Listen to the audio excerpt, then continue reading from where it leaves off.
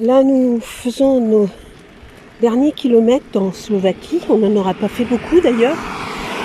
Mais bon, on va bientôt arriver en Hongrie. Au fond, là-bas d'ailleurs, c'est une cathédrale qui est dans une ville hongroise avec un nom pas possible. Et donc vous voyez les pistes cyclables ici, c'est quand même en moins bon état qu'auparavant. Même là en Slovaquie, la plupart du temps on a eu des très belles pistes.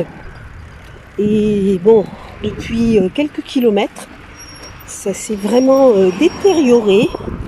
D'ailleurs vous avez vu, il a fallu faire un passage un peu sportif en plein milieu de la piste. Alors, poste frontière hongrois. Bon. On va passer sans problème.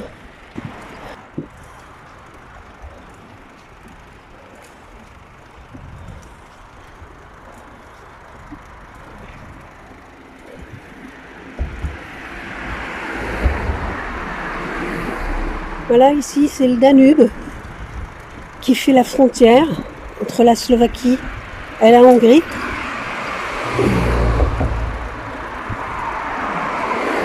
On traverse le pont, on change de pays.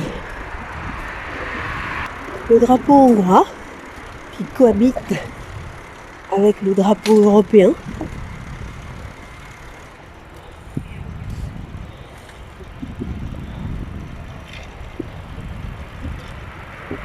On retrouve une piste, pas si mal que ça, en Hongrie. Donc on longe le Danube de l'autre côté.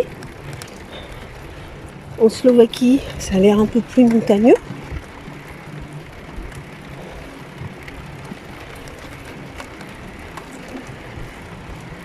Heureusement que la piste n'est pas trop mauvaise, parce qu'on est un peu fatigué aujourd'hui.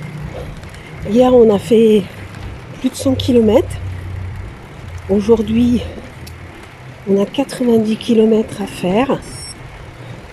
Il fait chaud.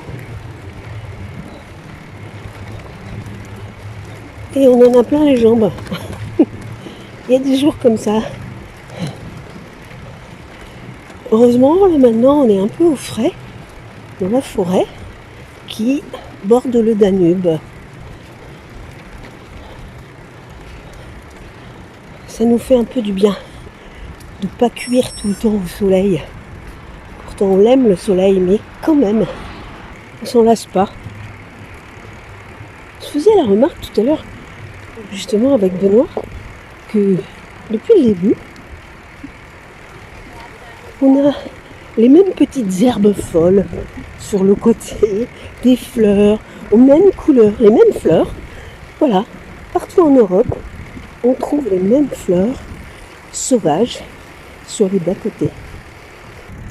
On est dans les boucles du Danube. Ici, le Danube fait des grandes boucles avant d'arriver à Budapest.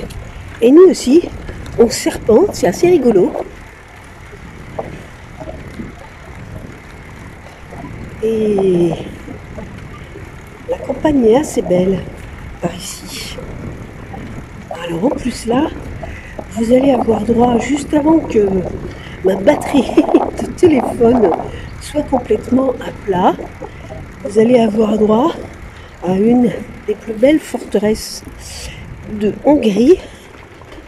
Voilà, là-bas, au loin, la forteresse de Visegrád.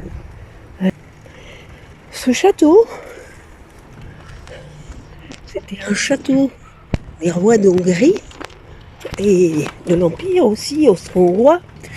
Et ce château, on l'appelle le château des nuages parce que il se trouve à 350 mètres d'altitude, donc au-dessus du Danube.